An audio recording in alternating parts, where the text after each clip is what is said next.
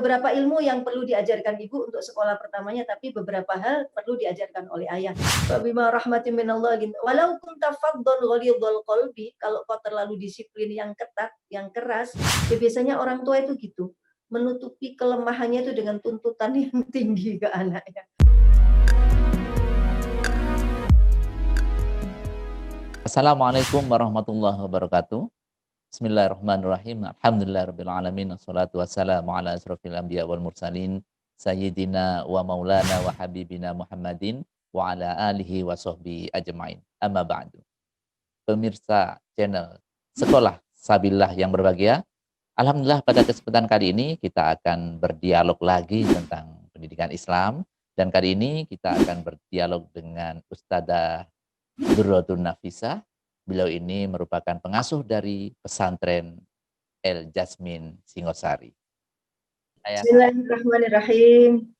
Assalamualaikum warahmatullahi wabarakatuh. A'udzubillahi minasyaitonirrajim. Bismillah, alhamdulillah, Allahumma sholli wa sallim wa barik ala sayyidina Muhammad wa ala alihi wa sahbihi ajma'in. Tentang pendidikan anak-anak di dalam Islam. Yang dijadikan acuan pertama kali adalah Al-Quran surat Ali Imran. Namanya saja Ali Imran, keluarga Imran. Profil keluarga yang baik di dalam Islam, yaitu keluarganya Imran. Namanya bapaknya Imran, istrinya Hannah, lalu punya putra Maryam, dan nantinya menurunkan Nabi Isa alaihissalam. Ya. Kita baca mulai surat Ali Imran ayat 35-37. Ini pola dasar pendidikan Islam mulai dari dalam kandungan sampai nanti anak-anak itu remaja. Secara global ada di surat Ali Imran ayat 35-37. A'udzubillahi minasyaitonirrajim. Mulai ketika hamil, ya. Il qalat imra'atu Imran rabbi arini rabbi inni nadartu laka ma fi batni muharrara fataqabbal minni innaka antas sami'ul alim. Il qalat, ketika telah berkata Imra'atu Imran, istrinya Imran, namanya Hannah, Sayyidatina Hannah.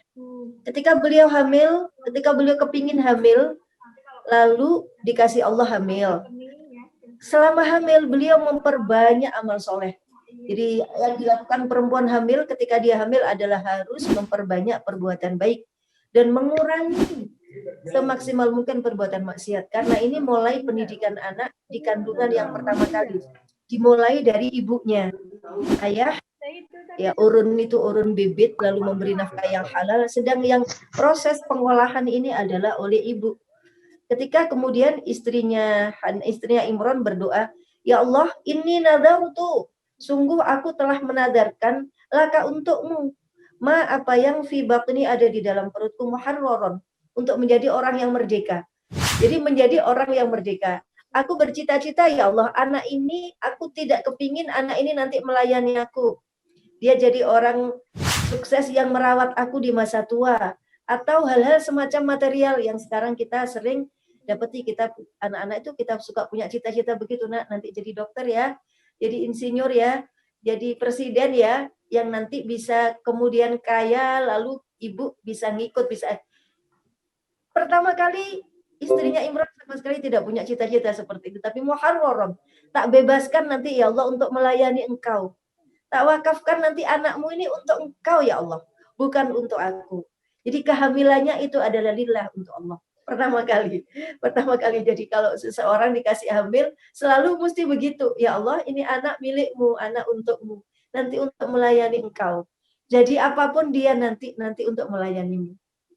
Muharraram fataqabbal, maka mohon terimalah minni, anakku ini nanti ya Allah. Ini persembahan anak, ini persembahanku untukmu ya Allah. Bayangin segitu kuatnya tauhid seorang ibu dan berpengaruh kepada anak. Jadi, pertama itu, ibunya harus memperbanyak amal soleh, dan ini langsung nyambung, gampang sekali nanti menjadikan anak itu jadi baik. Kalau mulai dari hamil, ibunya mulai memperbanyak doa. Termasuk tadi, bercita-cita anak ini nanti untuk melayani Allah. Dilanjut. Ketika kehamilan itu tambah besar. Falamma wada'atha qalat rabbi inni wada'tuha untha. Wallahu a'lamu bima wada'at wa laysa dzakaru kal untha wa inni sammaituha Maryam wa inni u'idzuha bika wa dzurriyyataha minasyaitonir rajim. Lagi-lagi peran ibu. Pertama tadi memperbanyak doa, menadarkan, dan ketika sudah hamil, maka kemudian Hannah berkata, Rabbi ini, ya Rob, ini sungguh aku wada'tuha melahirkannya unta perempuan. Loh kok perempuan ya Allah gitu ya. Dengan perasaan yang agak berubah gitu karena beliau sudah menadarkan anak ini nanti untuk Allah.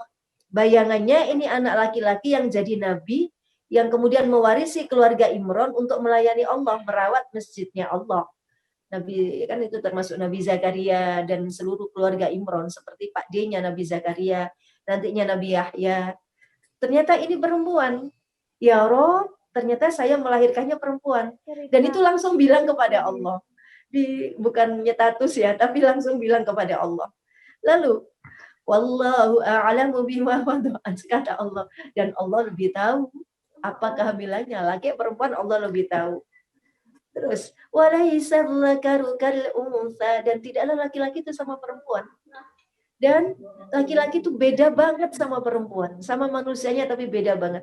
Struktur otaknya beda, struktur fisik, kulit, cara berpikir, cara berperasaan, beremosi, dan fokus hidupnya, orientasi kerjanya beda banget ya laki sama perempuan. Ini dalilnya.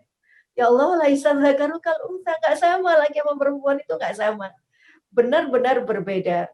Dan itu akan menjadi sesuatu yang baik kalau kita saling memahami dan ternyata beda. Rata-rata konflik dalam rumah tangga itu biasanya karena itu. Perbedaan kurangnya ilmu memahami bagaimana sebetulnya karakter laki-laki yang berbeda dengan cara berpikir perempuan, cara berbicara perempuan, kebiasaan perempuan berbeda. Walaisa dzakaru kal unsa. Ternyata yang lahir perempuan. Terus, wa inni sammaituha, dan sungguh aku menamainya Maryam. Yang ngasih nama ibunya. Hamil, berbuat banyak tadi, memperbanyak doa, lalu kemudian curhat lagi sama Allah, lalu mempertajam ilmu tentang perbedaan laki-laki sama perempuan. Semua dilakukan oleh Hannah. Lalu menamai anaknya itu Maryam, yang kasih nama adalah ibunya. Jadi totally ini oleh ibu ya. Wa inni u'idzuha, dan sungguh u'idzu, aku minta perlindungan biha, atas dia, dengan Maryam ini, bika, kepadamu ya Allah, wa dzurriyyataha, dan seluruh keturunan Maryam. Bayangkan yang didoakan tuh sampai keturunan Maryam. Maka ini melahirkan orang-orang yang solih ya, melahirkan orang yang solih. Berdoa itu bukan cuma untuk anak kita, tapi seluruh zuriyahnya. Wa dzurriyyataha, dan seluruh keturunan Maryam minasyaitonir rajim, dari setan yang terkutuk. Ini doanya orang melahirkan. Doanya orang kalau sudah melahirkan anaknya dikitukan, inni u'idzuha bika wa dzurriyyataha minasyaitonir rajim. Seluruh keturunan anak saya ini dan seluruh keturunannya nanti semoga engkau lindungi dari setan. Itu peran dijalankan oleh ibunya. Siapa tadi? Hannah. Jadi madrasah pertama, pendidikan Islam pertama itu dipegang oleh ibu. Lebih banyak dominan dilakukan oleh ibu. Kemudian yang kedua, ayat 37. Karena perbuatan yang seperti itu, kesolihan seperti itu, fataqabbalaha rabbuha, maka Allah menerima Maryam dan menerima ibunya Maryam dan ayahnya Maryam. Biqabulin hasanin, dengan penerimaan yang bagus. Wa ambataha nabatan hasana, karena sudah dipasrahkan kepada Allah, maka wa ambataha, aku yang menumbuhkannya, nabatan, dengan pertumbuhan hasanan yang bagus. Artinya apa? Artinya kita tidak bisa mengawasi anak kita itu 24 jam. Jadi betul-betul kita mesti memasrahkan itu kepada Allah. Doa menjadi sesuatu yang sangat urgent dalam pendidikan Islam, terutama oleh orang tua dan oleh guru-guru. Sehingga ini tadi, lalu Allah akan menumbuhkan anak kita dengan pertumbuhan yang baik. Jadi yang menumbuhkan nanti Allah. Allah akan jaga lingkungan dia. Allah akan jaga apa-apa yang dilihat dia itu menjadi sesuatu yang tidak berbahaya untuk dia. Allah akan jaga dia dari fitnah zaman, dari fitnah teman-teman, fitnah lingkungan. Nanti Allah yang akan jaga. Karena tadi ibunya sudah memintakan perlindungan sejak hamil sampai lahir sampai keturunannya. Nabatan hasanah. Allah yang akan menumbuhkan anak kita dengan pertumbuhan yang baik.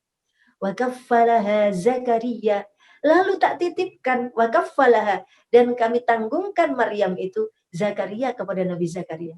Jadi mendidik anak itu tidak bisa sepenuhnya full dilakukan oleh orang tua.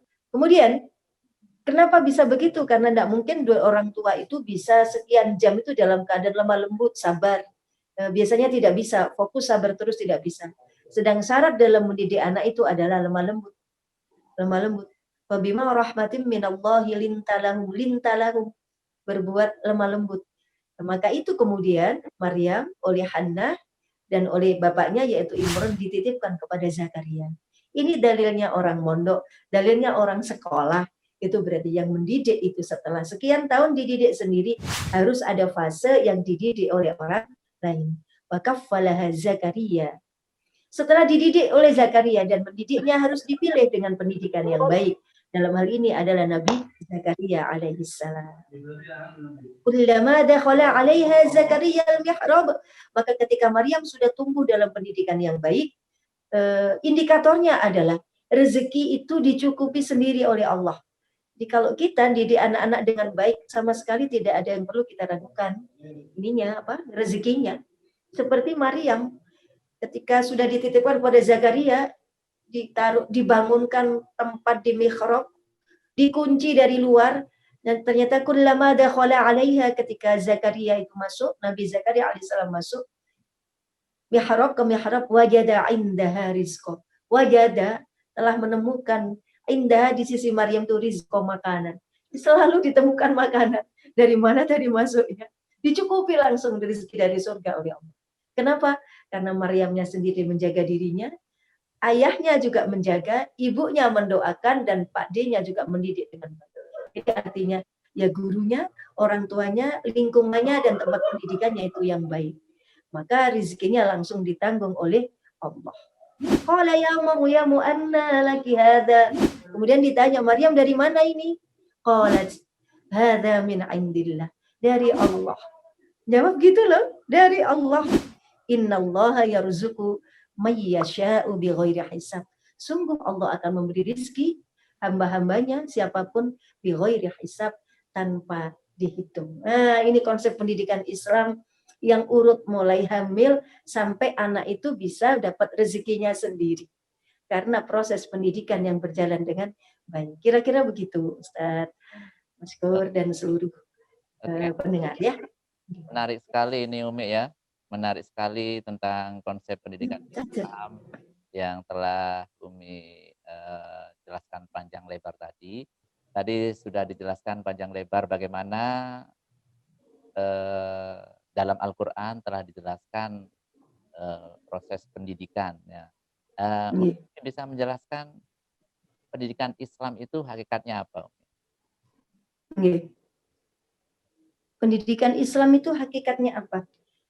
Kalau mendidik Islam beda dengan konteks ilmu dalam paham materialisme ya, ilmu seperti di kita Ta'limul Muta'allim ya, konteks mendidik atau cari ilmu, thalabul ilmi, ta'allum, itu kan mencari kehidupan dunia yang lebih baik. Semua ilmu harus dimanfaatkan untuk kehidupan manusia di dunia yang lebih baik. Tapi kalau konsep mendidik dalam Islam, tujuannya adalah untuk akhirat yang lebih baik. Tujuan akhirnya itu akhirat. Tujuannya itu nanti bukan untuk kehidupan dunia yang lebih baik. Dunia yang lebih baik boleh, tapi tujuan akhirnya adalah untuk kehidupan akhirat yang lebih baik. Jadi menuntut ilmu atau pendidikan itu dalam rangka adalah mentaati perintah Allah. Ibadah. Mendidik anak itu untuk ibadah, taat kepada Allah, bukan untuk mengikuti keegoisan orang tua. Seperti tadi. Tapi tadi, ya Allah, aku pasrahkan anak ini kepadamu. Ini nadartuha, itu tadi ya, nadartu laka ma fi batni muharraran fataqabbal minni. Mendidik dalam Islam itu adalah dalam rangka taat kepada Allah. Jadi kita ikuti apa-apa yang diperintahkan Allah dalam mendidik. Itu tadi, menjadikan anak itu nanti bisa masuk surga sama-sama. Itu konsep akhirnya. Dengan apa? Ya dengan terutama yang di dalam Islam mendidik itu yang dipentingkan itu fase-fase. Fase-fase Ustaz. Jadi bukan apa di fase mendidik anak itu berdasarkan umur ini gitu. Secara umum dibagi menjadi tiga fase, 0 sampai 7, 7 sampai 14, 14 sampai 21. Ya, ya. Itu Oke, kalau bagaimana aplikasinya atau kita bisa tanyakan lebih jauh lagi sebenarnya pendidikan Islam ini tanggung jawab siapa ini Umi? tanggung jawab siapa? Kalau tanggung jawab ya sama-sama ya orang tua, ya guru, ya masyarakat, pemimpin masyarakat. Tetapi secara subjektif, secara langsungnya nanti ini adalah tanggung jawab orang tua. Jadi karena tidak semua lingkungan negara itu punya pendidikan yang baik. Jadi yang nanti ditanya oleh Allah di akhirat adalah orang tua. Tuanya gitu. Anak itu bagian dari tanggung jawab orang tua. Nah, orang tua menitipkan ke kafalah Zakaria tadi. Ya, ya. Ibunya menitipkan ke Zakaria. Tapi nanti tetap yang ditanya oleh Allah adalah ayahnya Maryam. Dalam hal ini Imron sama ibunya. Bukan Nabi Zakaria.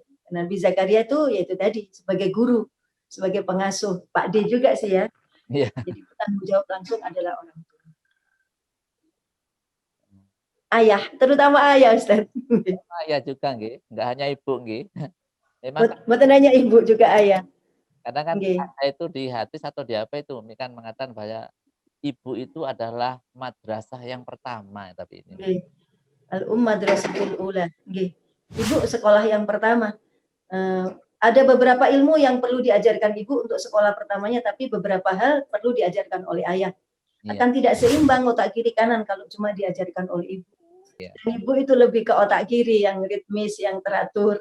Otak kanan itu peran itu banyak dipegang oleh ayah. Nah, jadi bisa seimbang kalau ibu dan ayah. Ibu sekolah pertama, kenapa ibu sekolah pertama? Karena itu tadi konsep hamilnya ibu, memberi nama tadi ibu. Tapi itu juga tanggung jawab ayah. Dan nanti di akhirat siapa yang ditanya? Ayah.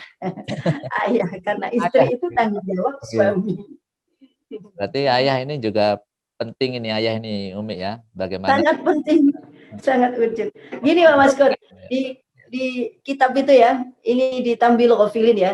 Neraka itu ada macam-macam siksaan yang ngeri-ngeri. Dan siksaan yang paling ngeri itu adalah siksaan bagi para ayah. Ayah, karena dosa semua anak Adam itu ditanggung oleh ayah. Dengan catatan kalau ayah tidak mengajarkan sesuatu kepada anak. Oke. Oke. Ya sama sekolah. Cukup menarik ini tentang pendidikan Islam ini memang ya kalau kita tanyakan siapa yang bertanggung jawab, memang kalau ditanya nanti di akhirat ini orang tuanya ini ya. Orang tua, digandeng nanti, iya. Orang tua juga harus pandai mendidik di dalam keluarganya dan juga harus pandai menempatkan di mana putra-putrinya ini ditaruh ya di lembaga pendidikan tentunya. Betul.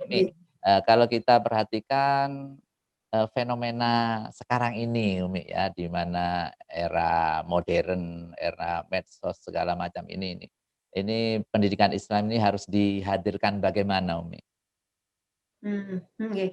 Ya karena pendidikan Islam ya konsepnya menurut Islam tapi yang universal ya, bisa mengikuti zaman. Ya ada konsep-konsep dasarnya seperti tadi kalau di konsep dasarnya itu di Ali Imran 159. Kalau yang orang tua tadi Ali Imran 35 sampai 37, kalau mendidik anaknya itu 159. Mendidik anak-anak siswa-siswa itu. Apa itu yang fabima rahmatim minallahi lintalahum. Sekolah itu harus lembut, ramah anak. Ya. Fabima rahmatin. Kayak di Sabilillah itu kan gurunya sabar-sabar banget ya. Luar biasa Sabilillah itu sabar banget. Jadi kan apa namanya di Sabilillah itu cinta ada mungkin itu. Iya, karakter 8 cinta Umi. Iya, 8 cinta itu, 8 cinta. Ya itu rahmatim minallahi lintalahum. Ya, cocok sekali jadi disiplin tapi dengan cara yang lembut. Ya sudah ya saya ngalami betapa anak-anak itu merasa punya ayah, punya ibu di sekolah itu. Iya.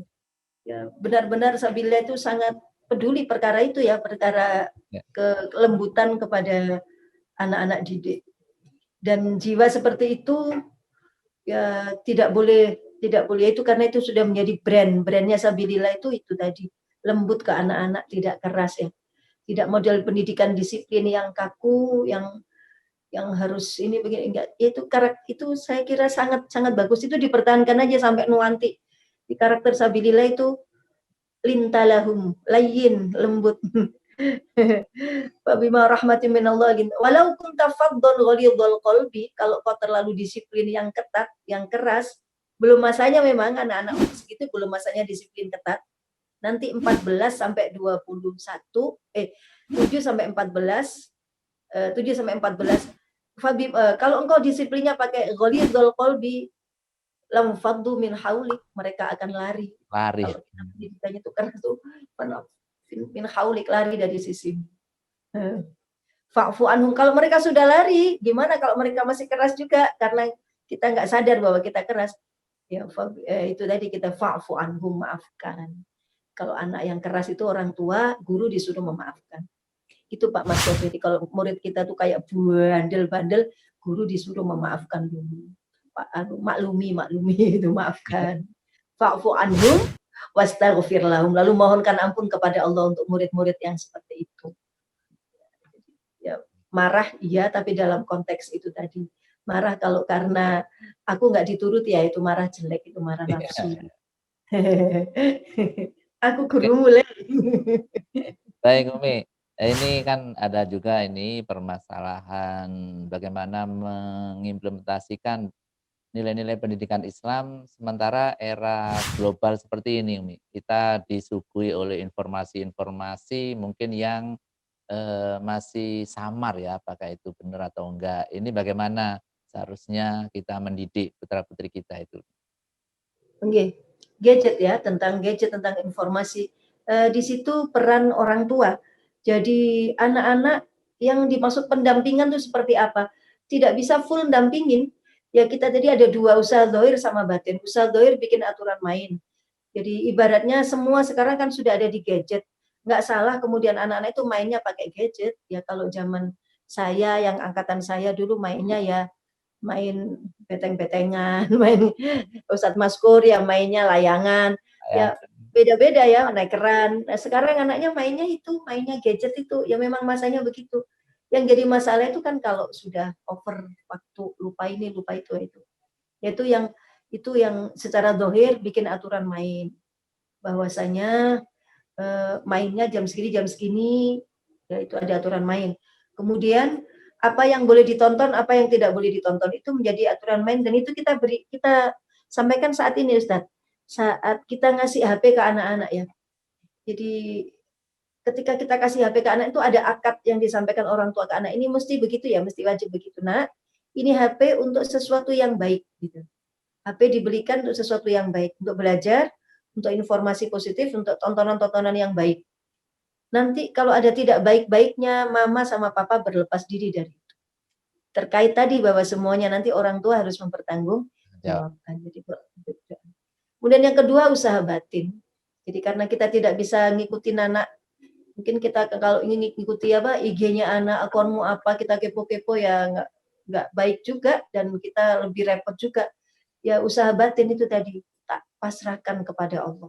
Kalau ada bandelnya, saya mintakan ampun dia kepada Allah, dan saya harus memaafkan dia, tetap menerima dia sebagai anak, ya sebagai anak.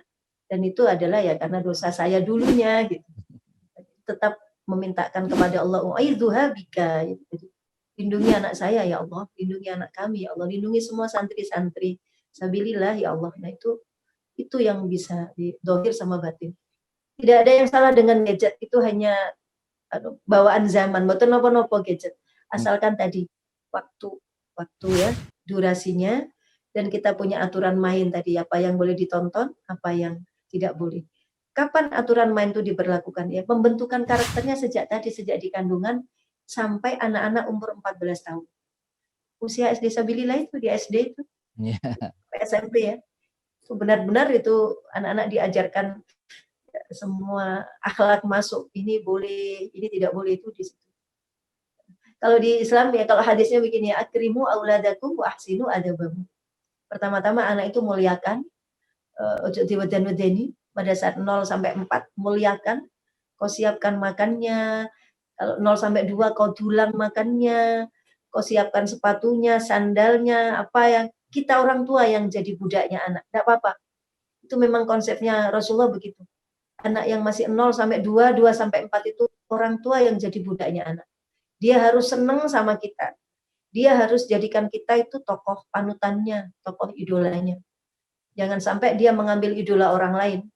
Jadi kita jangan galak-galak. 0 sampai 4 itu peluk-peluk, sayang-sayang, cium-cium itu tok wis ya, puji-pujian gitu ya.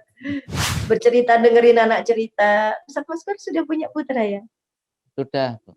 3, Bu. Wah, Masya Allah, ya, ya. Ya pasti sudah mengalami fase itu kan ya. Iya. Ya, jadi kalau sudah 0 sampai 4-nya bagus, nah nanti 4 sampai 7-nya itu lebih gampang. 7 sampai 14-nya nanti juga lebih gampang. 14 baru dia jadi teman kita. Diskusi tuh anak 14 ke atas ya. Iya. 7 tahun tuh belum saatnya diajak diskusi. Ya 7 tahun tuh ya kita kasih gitu. Peraturan yang ketat itu 7, tetapi tetap dengan lembut. Seperti Sabilillah lah. Sabilillah itu konsepnya sudah sangat bagus. Ya memang di situ kelebihannya. Image-nya Sabilillah itu sekolahnya santun. Sekolahnya santun. Saya dengar ibu-ibu tuh gitu. Terus ini Ustaz, beritnya itu kan banyak ya. Banyak. Tapi tetap nanti yang berperan nanti setelah anak-anak itu lulus itu adalah orang tua. Lulus SD mau ke SMP mana, dari SMP ke SMA mana. Kadang-kadang itu kalau orang tua tidak sinkron itu nanti lebih kuat orang tuanya. Misalnya lepas kerudung gitu, kalau perempuannya itu di situ peran orang tua. Okay. Baik Umi, mungkin ini bagaimana pendapat Umi yang kebetulan Umi kan juga mengelola lembaga pendidikan itu Umi ya di El Yasmin ini ya. Ini ke depan pendidikan atau lembaga pendidikan Islam itu harus bagaimana Umi? Okay. Ke depan pendidikan Islam itu harus bagaimana? Sistem boarding karena ke depan ini orang tua akan lebih sibuk dan tuntutan ke anak lebih pressure, lebih tinggi tuntutan ke anak. Ya biasanya orang tua itu gitu, menutupi kelemahannya itu dengan tuntutan yang tinggi ke anaknya. Yeah. Dan itu memang sistemnya mesti boarding ya, dan membentuk karakter itu tidak bisa kalau sekolah tok gitu kurang ya, nanti mesti harus ada asramanya itu, boarding.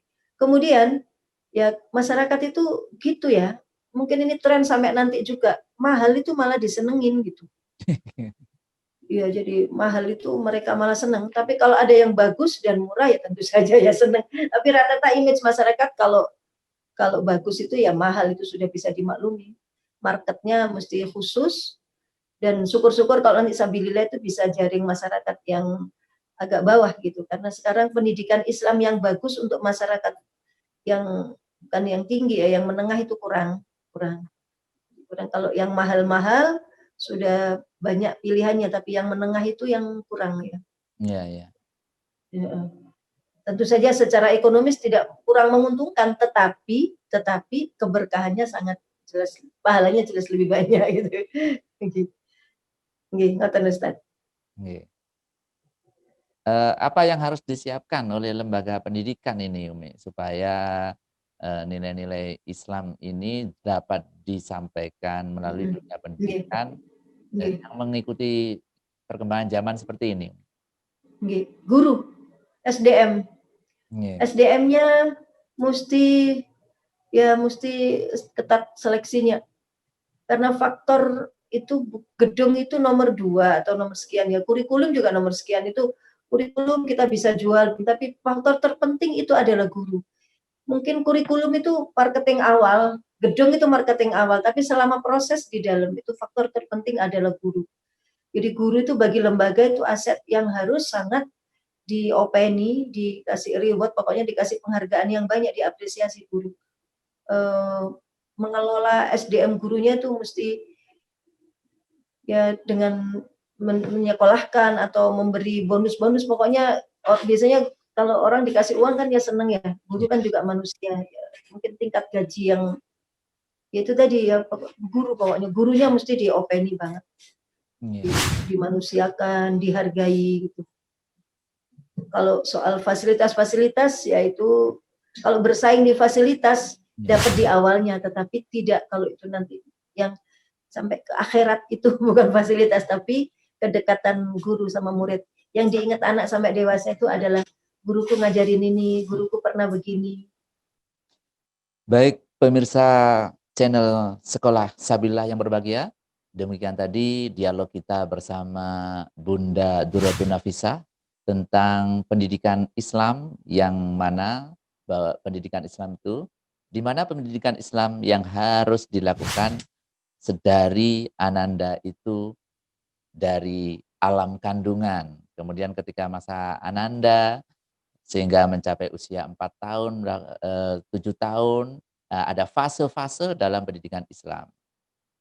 Mudah-mudahan apa yang kita dialogkan tadi membawa manfaat bagi kita semua, semakin menambah semangat kita semuanya dalam mendidik putra-putri kita dengan bekal pendidikan Islam, sehingga ananda kita menjadi ananda yang solih-solihah, selamat, bahagia dunia dan akhirat. Wallahul muwaffiq ila aqwamit thoriq. Assalamualaikum warahmatullahi wabarakatuh.